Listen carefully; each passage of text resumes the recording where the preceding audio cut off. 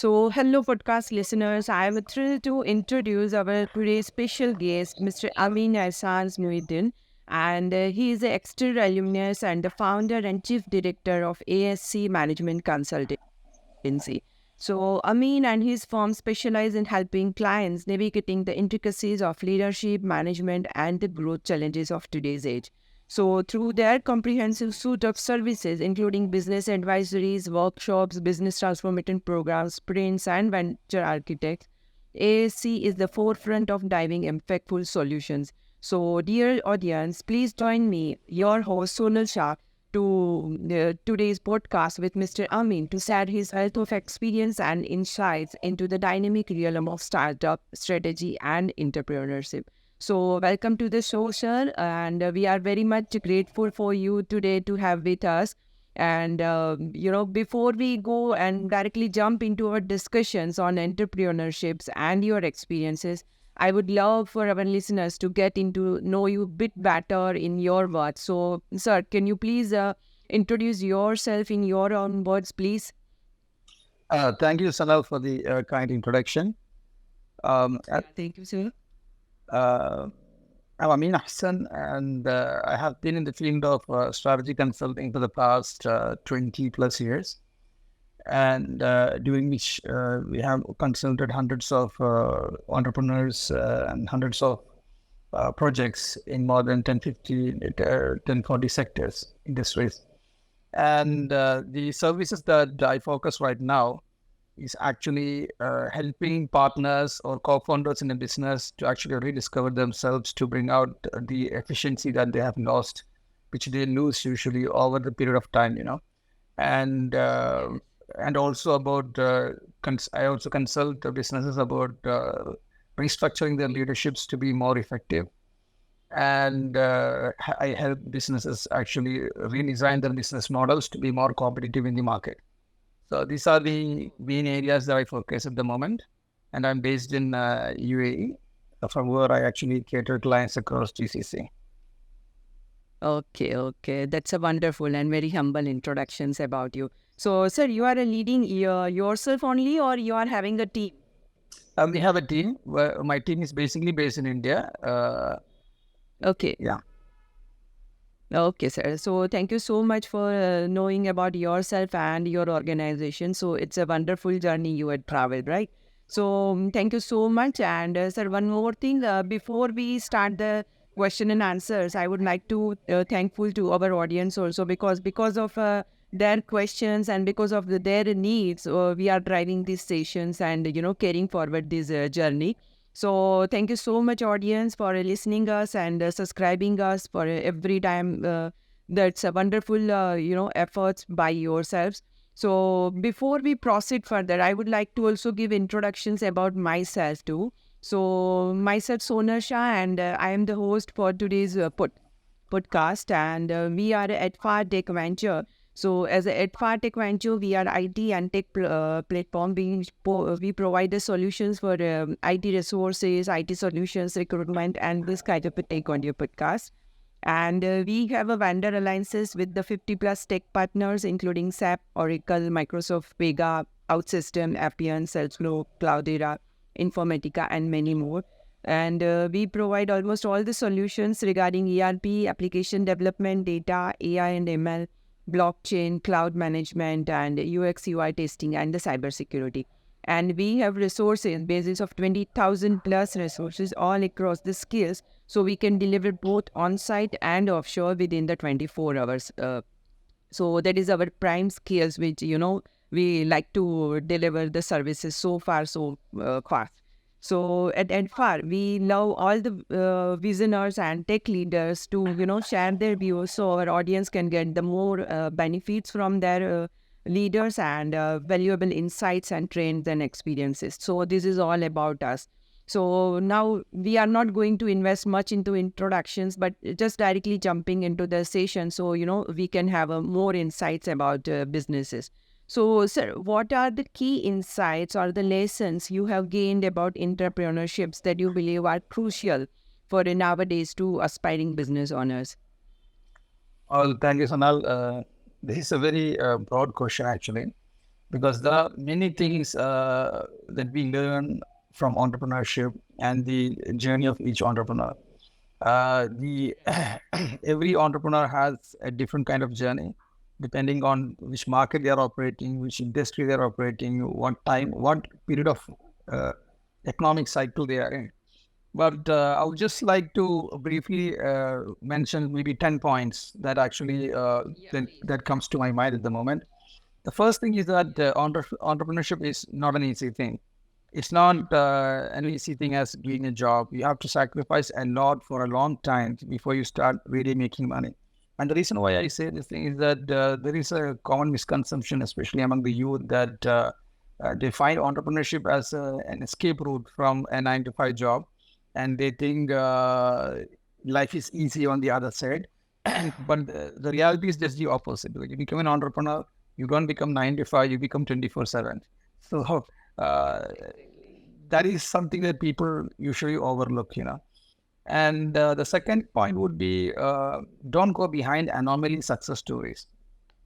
Quite often what happens is that people who get motivated to become an entrepreneur, they look at the stories of the extraordinarily, insanely successful entrepreneurs, the Elon Musks or the Steve Jobs, or the kind of that kind of legends. And the truth is that they are outliers. They are actually anomalies. And if you focus on becoming an entrepreneur like them, and that may not really happen. So we have to always focus on one kind of entrepreneurship journeys average entrepreneurs have, because most probably that is where you're going to be. One thing about outliers is that many factors actually help them be there. Apart from their individual capacities, the economy at that time, the certain laws that came at that time, certain situations that actually propelled that. Many hundred things actually help them reach that position. The third point would be business is not fun if you do not have sufficient capital. This is a very important but a common sense thing. But most people actually ignore that. They get too much in love with the business that even if they don't have the sufficient capital, especially the working capital, they jump into it, and then business is no more fun after that. And the fourth point would be making logical decisions is not easy at all in business, especially because emotions impact the decisions that we take, making it sound logical to us, but it puts us in a lot of trouble. And we should choose, the fifth point, which I would like to say, is that we should choose the partners very carefully because they are in for the long run. Most required. Yeah. Many a time what happens is that you fall in love with an idea and you find someone who actually seems to be on the same track, and then you formulate a partnership with them, but that may not be in the long run beneficial for you. You have to really know who you're dealing with. Yes, correct, sir. The next point would be delegation is the key to freedom, which most entrepreneurs do not know or forget about, because entrepreneurs with employee mentality will never delegate their work to anybody, fearing that they will lose control or they will lose their own relevance. But the thing is that if you're really into entrepreneurship, to be free, you have to delegate. You have to learn to delegate. It's not easy, but it has to be done. Then the next point would be vision is very important to have a unified direction, especially when you have partners, when you have a team.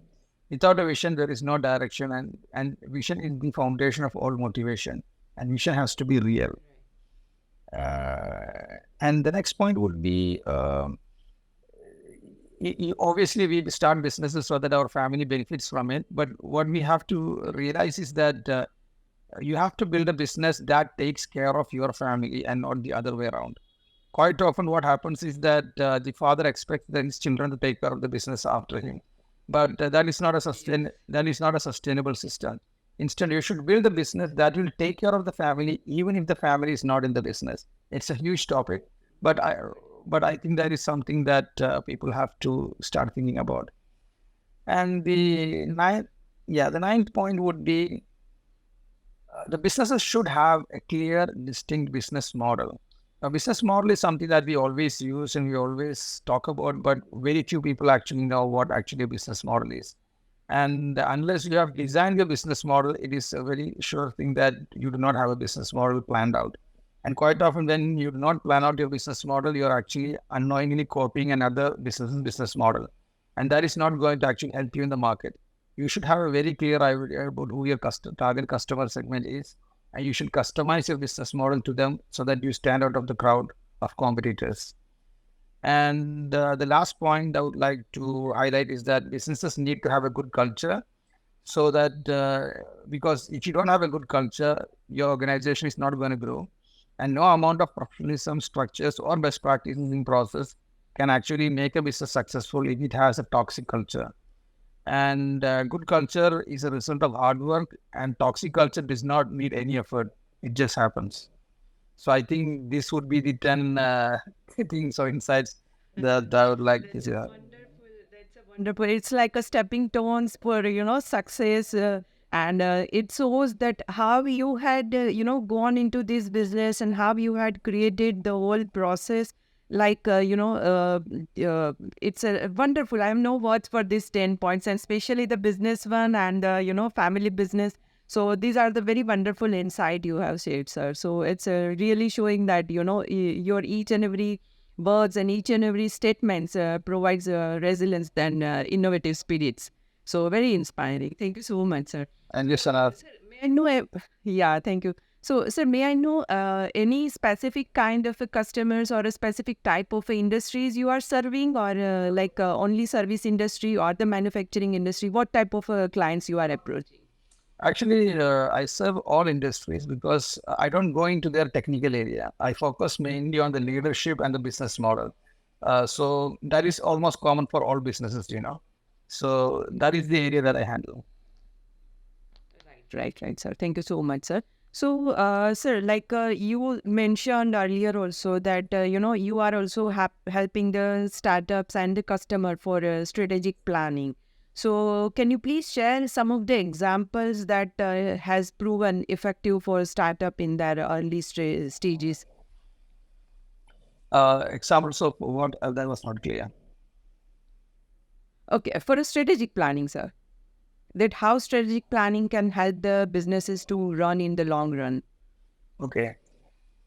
For businesses to actually be successful in the long run, every startup or any business that actually starts up has to be aware of few very important things, among many other things. I mean, in the business, there's always a lot of things, but I would just like to highlight 5 things, maybe. The first thing is that before you start any venture, you have to do a proper market study. Now, this makes it's a common sense thing, but the thing is that most entrepreneurs do not do a proper market study, and because it's expensive, it takes time, it consumes energy, and it's boring. So usually entrepreneurs skip that part. They go by their gut feeling, and that can have disastrous consequences. And the second strategic tool that they should use is to have a financial feasibility study done, because the market study actually tells you if your business idea is in the right place for the right customers, for the right market, the right product. But that may not really be profitable. That's a different thing. Customers being interested in your product at a certain price and that actually being profitable to you. So you have to see how is that business is profitable. Does it have sufficient ROI, especially if you have investors? Are they going to be satisfied? So that is the second thing that they have to follow, financial feasibility studies. And the third thing is something which I spoke about earlier, the business model. You should make sure that your product or your business has the right business model, that you really know who your target customer segment is, and not every Tom, Dick, and Harry is working in front of the shop. You have to really know who your customer segment is, and you have to really customize your business for that, which includes 9 components actually. The target customer segment, what value you're going to give them, the kind of channels that you're going to approach them, the revenue streams that you're going to make out of them, and the key activities that you have to do, and the key resources that you need for that business, and the cost structures. All these things have to be customized for the target customer segment. And this differentiates you from the competitors. And then I would strongly recommend that you have a 5-year plan of milestones that you would like to achieve the next 5 years, because that will definitely keep you focused. Because many times when you start a business, your business is not going to make profit the next day. So it will be starting to burn the cash in your bank account. And the more days goes by, everybody panics. And that's when you start losing all focus point. So having that sorted out, planned and considered, and having a 5-year plan with these things in consideration, keep you focused and stay out of noise. And the last point I would say is that if you're having partners, it's not enough that you have a partnership deal, because partnership deal only records the kind of ownership structure that you have, the percentages and equities. Apart from that, you should properly define the role of each partner, have a governance in place, mention the code of conduct, and also consider the provisions of an evolving business, because what you're planning today, what the roles that you plan today will be relevant 5 years down the line. So these are the two things I think from strategic planning point of view that startups have to be careful about. Yeah, that's a wonderful. Thank you so much, sir. So it's in a short term, if I would say, it's a like balancing expansion with adaptability, right? So you have, provided a very good perspective over this. So, sir, like as you are, consulting and managing so many organizations, so I would like to know more about the set of challenges that comes across for you also being a management consultant. And I would like to know about a few of the challenges that customer also comes in a common way. So may I know what are the common challenges faced by today's organization, startups, or the business owners, and how do you guide them in overcoming these kind of hurdles? The different challenges that entrepreneurs face is that first I would say many of the things that I say would be repeating actually, because I see these problems. Many of the problems that that's happening in businesses actually have its roots from the few points that I mentioned earlier. It is the what do you call, it is the ripple effect of many things, many different the symptoms could be thousands, but the core reasons could be the few things that I mentioned earlier. So, for example, for the challenges that I would say is that first of all, becoming an entrepreneur for the wrong reason. That's one of the biggest challenges that entrepreneurs face, because you invested a lot of money, your family's money, your friends' money, and then you suddenly realize that this is not for you. That's a huge challenge that I think that's one of the basic challenges that people face. And then entering a market without really knowing what the beast was, and you just it's just like you having all the you having all the confidence, and you getting into the boxing ring and getting the first hit on your face, and then you're starting to see butterflies. So your customers are not reacting the way they should be. Your competitors are more aggressive than that you think, and your location is not having that kind of attraction. So that goes back to a poor market research.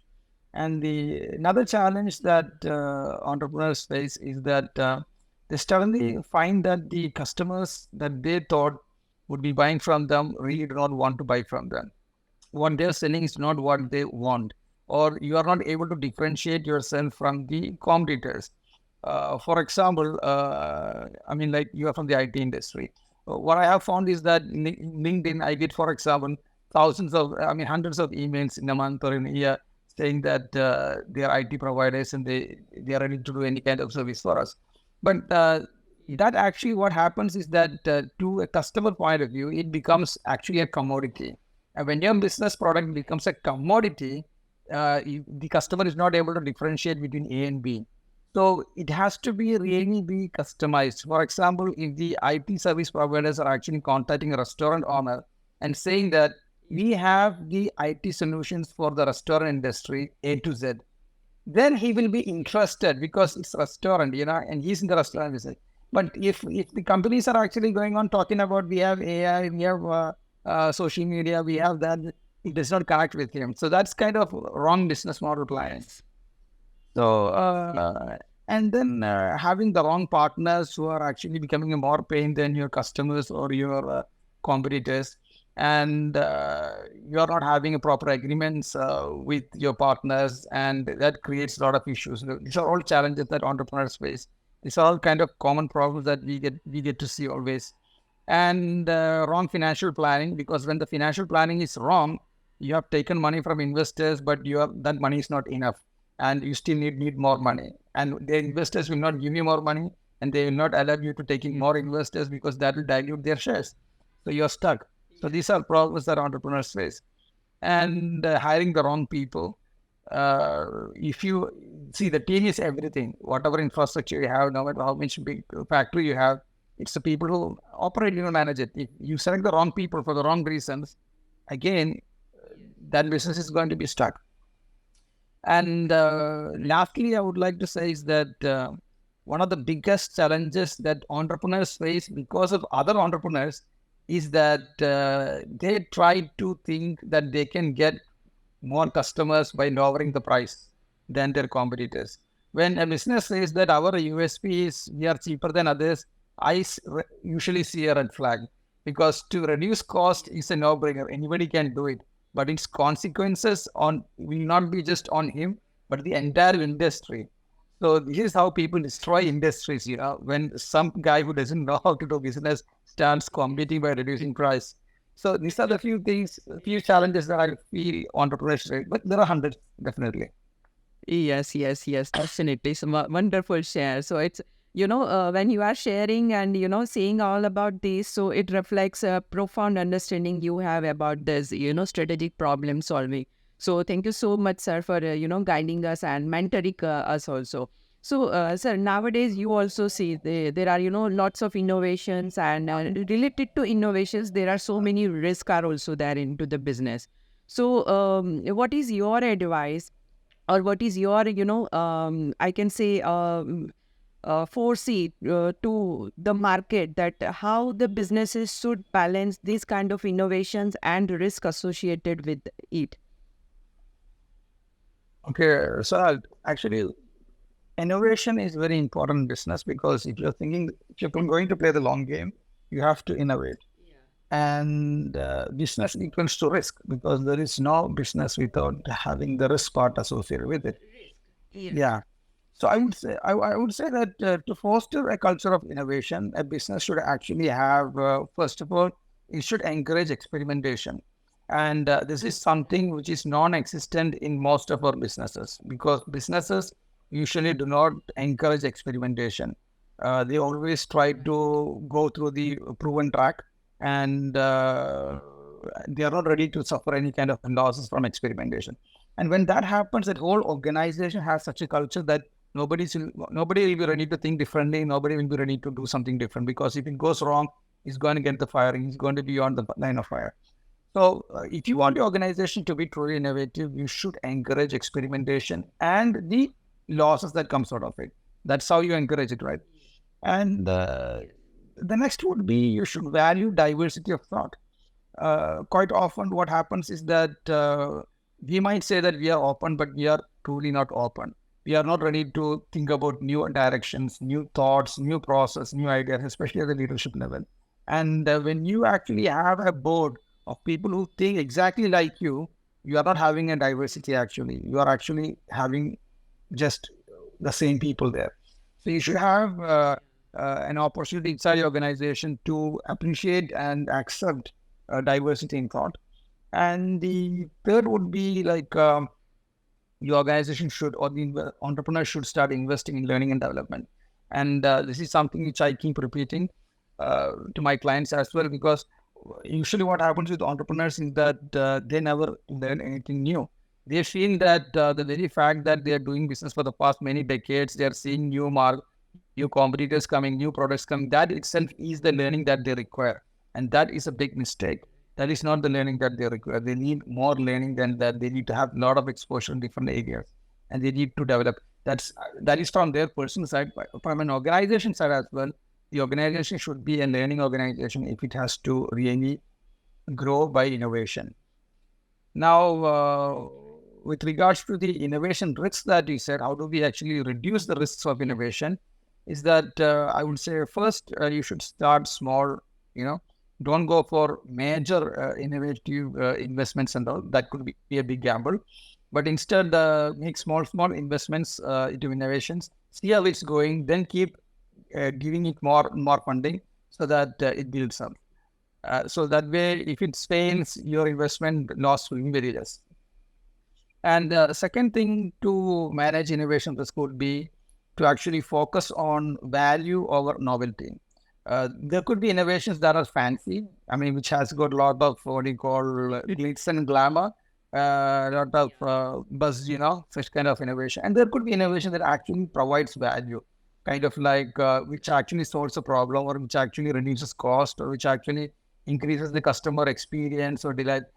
We should give importance to that rather than the PR kind of innovative concepts, because that ultimately does not add financial value, and as a result, it won't be sustainable. And then the third thing would be that before going for any innovation, you should really have decisions that are made based on pure data. There should be proper data-driven backup to any kind of innovation decisions that is made, rather than just out of the fly. And the next would be regularly analyze the potential risks associated with innovative projects.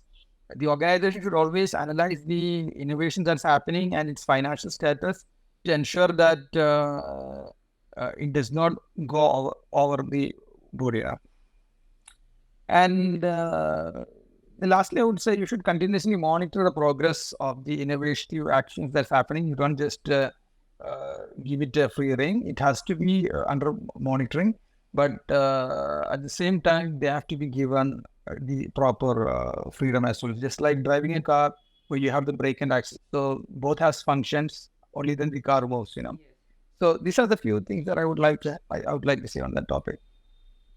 So I think, sir, it's not a few things. It's like each and every advice, each and every lines. When you say itself a master class. So definitely in the future also, as a personal, self learning and self awareness, I would like to join you also sometimes in between. So thank you for sharing such a wisdom on this delicate balance of risk and innovations together. So thank you so much, sir. So, and this is the last questions. And as we are, this for technology and tech people. So I would like to ask one question in relations with this technology. So like you are, when suggesting a people for the advice or giving the entrepreneurship value. So right now there are so many rapid evolution of technology. So how do you advise entrepreneurs to leverage the emerging tech trends into their business model operations? So what is your advice on that? Okay, Sonal. See, technology is something that businesses, irrespective of the industry, cannot ignore. It's pervasive. It's just like English as a language is essential for doing business, especially with in other countries or outside the locality. Technology is a kind of language that business has to use to conduct its business. So saying that I'm old school, I don't understand IT, I don't understand blockchain, I don't understand that, is not going to save anybody.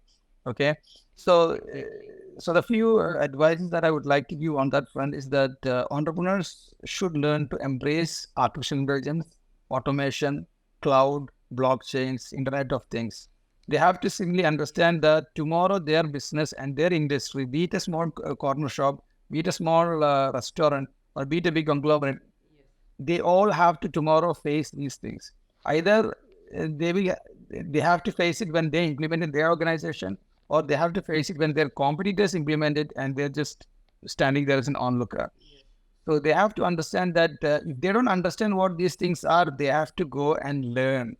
There is no shortcut for. They have to really understand what is AI, what is this automation, what does cloud do, what is blockchain, what is Internet of Things, and then explore how. First, understand what it is, and then understand how it can impact them negatively. Then understand how they can actually utilize it.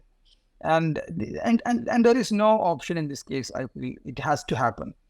And the second thing would be entrepreneurs should learn how to enable their customers to do business with you from anywhere, which means embracing e-commerce or having augmented reality or virtual reality representation of their products. Because the businesses which compel their customers to physically come to their shops or premises will perish in the future, because everything is now reaching to the customers, and asking them to come to you, the days are numbered. So if you don't embrace these kind of technologies like e-commerce, AR, VR, or any other things that I've missed mentioning, then you will be losing your customers very soon.